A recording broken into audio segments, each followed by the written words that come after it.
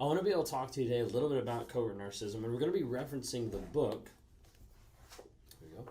We're referencing the book by Dr. Ramani, okay, right here. That's Don't You Know Who I Am?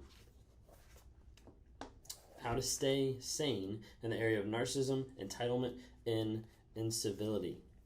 You see, a lot of times when people are talking about narcissism, they normally think of, the one person that's snapping selfies of themselves and is putting themselves all on social media and is becoming a certain way or acting a certain way in front of other people.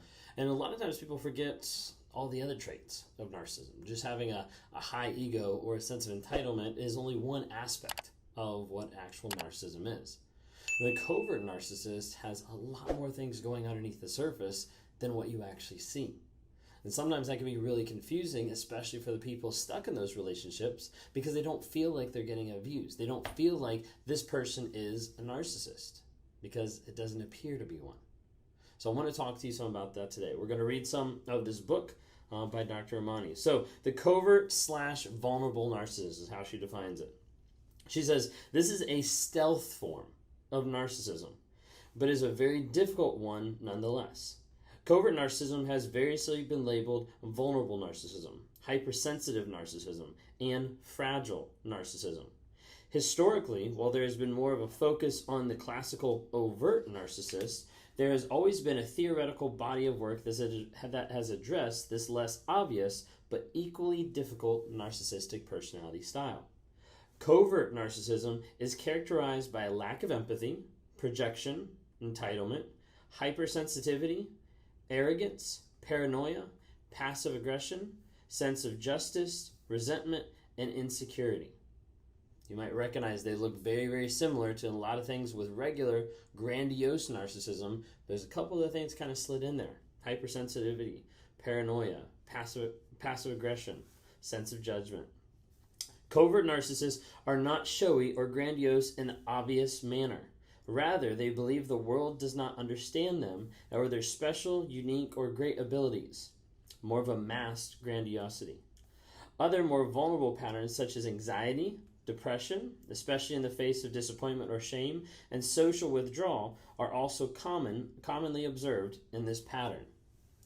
Did your narcissist struggle with depression? Did they struggle with that frustration of nobody understands me? A lot of times we talk about that being the victim complex, or how they're coming across of being so victimized of something going on. But a lot of times you see covert narcissists that's their mantra, that's how they are, of always thinking no one's going to understand me, no one's going to recognize me, nobody's going to figure this out, time and time again. It says in 1997, Holly Hendon and Jonathan Cheek, a graduate student and a professor at Wesley College, respectively, attended the measurement of covert narcissism work they updated in 2013 with a revised scale, and basically argue that covert narcissists are actually grandiose, they just don't advertise it. Does that kind of make sense? So it's they have all the same grandiose regular per se narcissistic traits and narcissistic aspects of wow they're like this, but in reality they're just hiding it. They're just putting it deeper down inside. Maybe you could say a covert narcissist almost is like a mask inside the mask in that way. Another layer in one sense, trying to hide behind what's actually going on. And let's talk about some of the traits that she talked about here. So lack of empathy, obvious because it goes with narcissism. Projection, very true. Entitlement. Hypersensitivity. That's a different one that we don't always talk about. So when you think of hypersensitivity, a lot of times that's going back to the idea of criticism. When someone's trying to give a person feedback or criticize something that they're doing, a narcissist will get very, very upset. But covert narcissists are going to lock onto that even more. And not let you forget it, not let them forgive you of what you're bringing up about them. How could you say that to me? I can't believe you do that. And they put you as the bad guy whenever you're trying to give feedback or trying to talk to them or trying to criticize something for that area of growth. The other one to mention that I wanted to point out is passive aggression. So a lot of people that get confused if they're dealing with narcissistic abuse because what they say is my narcissist, the person in my life, that toxic person, didn't rage out on me. And this is where a lot of times that overall picture of what narcissism looks like has gotten confused for a lot of people because they only think of the person snapping selfies and then the person raging out. Not all narcissists rage. That might be a new one for you. That might be a new one that you haven't thought about. But not all narcissists rage. Is it common? Yes. Is there rage there? Yes. But not all of it show it. There's this aspect of passive aggressiveness that happens with a narcissist that's very unique and underneath the surface. One of the typical ways you'll see that, especially to get a reaction, is the aspect of dog whistling. Dog whistling is like the idea of where the narcissist pokes and prods at you time and time and time again in private, and then when they're out in public with someone else, they'll drop the same comments, the same statements, the same reference back to something that you know goes back to that constant prodding, and it makes you react. That passive aggressiveness is so hard. Sometimes it's very manipulative in nature, of getting rid of things, of hiding things, of changing small little things that they're not coming out and yelling at you, but they are breaking you down piece by piece. She goes on to say, instead, these people are stuck in their own head, wondering why the world never gave them the recognition that they deserved. And they may actually feel like forgotten geniuses. They also believe that the world owes them something and maintains a brooding anger about not having received the things that they believe they deserve. That entitlement is real. They tend to be resentful of the world, of people in their social sphere and in their family, of anyone that they perceive to have a better life than they do, which is just about everyone. Narcissists will look at everyone else's situation. I was talking to someone the other day on a one-on-one, and they were asking me about like narcissism. They were asking me like how like some of it like relates in one sense, because you have narcissists that are looking for like ideal love sometimes. Like they get locked on that obsessive idea of ideal career, ideal love, like whatever it might be. And sometimes that aspect of getting locked on to ideal love is the aspect of like, I want what those people have. And the narcissist is always trying to find it, always trying to get it. But the thing is they can't, because they're bringing themselves into the relationship that's also the ones destroying the relationship. But so oftentimes you'll have people that are looking for that. They're thinking, maybe I can get that.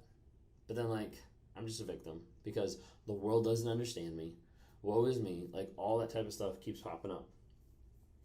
Their interactions with other people tend to be hostile, and it is this way that covert narcissism mostly closely resembles more traditional narcissism. Covert narcissists are believed to be more likely to hold what is known as hostile attribution bias, which is a style whereby people will interpret or overinterpret the motivations, and by extension behaviors, communication, and actions of others as hostile. Not surprising, because when they think that others are being driven by hostility, their responses mirror that hostility. Did you ever have that where you bring something up, where you talk to them, like that's that hypersensitive piece of like everything is attacking. You're like, I'm not attacking you. I was just asking to share my feelings. I was just asking to open up about this. I was just asking if I can go to the grocery store. Like all these different types of things that happen, and the narcissist just attacks. And you're like, what is going on? And again, that attacking doesn't have to be rage. It doesn't have to be this giant, like grandiose thing that's happening. But seeing like the narcissist attack because they think everything is out to get them. The world doesn't understand me. You don't understand me. I'm like I love how they say like I'm a forgotten genius. Like all that type of stuff happens on day-to-day basis. And being able to know, being able to realize like what's actually going on is key for a lot of people, because they don't know what's actually going on in this aspect of covert narcissism. It is like a mask inside the mask. It's another level deep of narcissism and how those traits work. A lot of times people ask me, they'll be like, are you covert? Are you vulnerable? Are you grandiose? Like what type of narcissism do you struggle with? I kind of struggle with both, of grandiose and covert, because in even like reading some of this, there's stuff that like I pick up of like, okay, people don't understand me, of people like being hostile, like coming towards me. Like some of those really resonate with me, and it goes to play with the victim mentality that I had going with other people, doing other things, of saying, hey, people always leave me. It's not about me. It's not about like anything else that I'm doing. They just leave me. Like, what's going on? And always playing like the victim mindset. Like, that's what I would do. Like, people don't understand me. People always leaving me. That kind of aspect is where I really resonate a lot with the covert. There's other stuff that I don't resonate as much with covert, but I resonate some with the grandiose and with covert.